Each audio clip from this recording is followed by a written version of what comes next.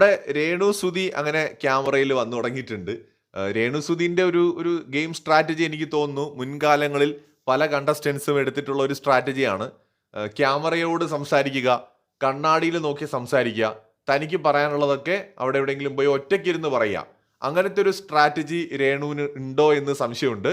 കാരണം അവിടെ ബിഗ് ബോസിനകത്ത് ഒറ്റപ്പെടാൻ ഏറ്റവും കൂടുതൽ സാധ്യതയുള്ള ഒരാളാണ് രേണു. ഒന്ന് അറിഞ്ഞ് രേണു ശ്രമിക്കുകയാണെങ്കിൽ ഒറ്റപ്പെട്ടു പോയി ഇരിക്കാനൊക്കെ പറ്റും. കാരണം മറ്റുള്ള മത്സരാർത്ഥികൾക്ക് വലിയ താല്പര്യമൊന്നുമില്ല. കാരണം അമ്മാതിരി കോപ്രായങ്ങളൊക്കെ ആണല്ലോ രേണു കാണിച്ചു വെച്ചിരിക്കുന്നത്. അപ്പം അതുകൊണ്ട് ആർക്കും വലിയ താല്പര്യമൊന്നും രേണുവിൻ്റെ അടുത്തില്ല.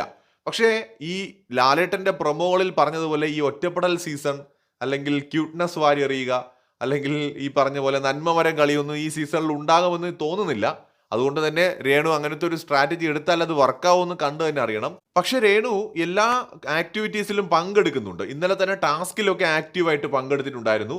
ഈ പറഞ്ഞ പോലെ നമ്മുടെ ബാൻഡ് തട്ടിപ്പറിക്കുന്നതിലൊക്കെ അത്യാവശ്യം ആക്റ്റീവായിട്ട് തന്നെ ഒരു മത്സരാർത്ഥി എന്നുള്ള നിലയിൽ രേണു പങ്കെടുത്തിട്ടുണ്ട്. ഇനിയുള്ള ദിവസങ്ങളിൽ രേണുവിന്റെ ഗെയിം എങ്ങനെയാണ് മുന്നോട്ട് പോകുന്നത് എന്നുള്ളത് കണ്ടു തന്നെ അറിയാം. കൂടുതൽ ലൈവ് അപ്ഡേറ്റുകളുമായി വീണ്ടും വരാം.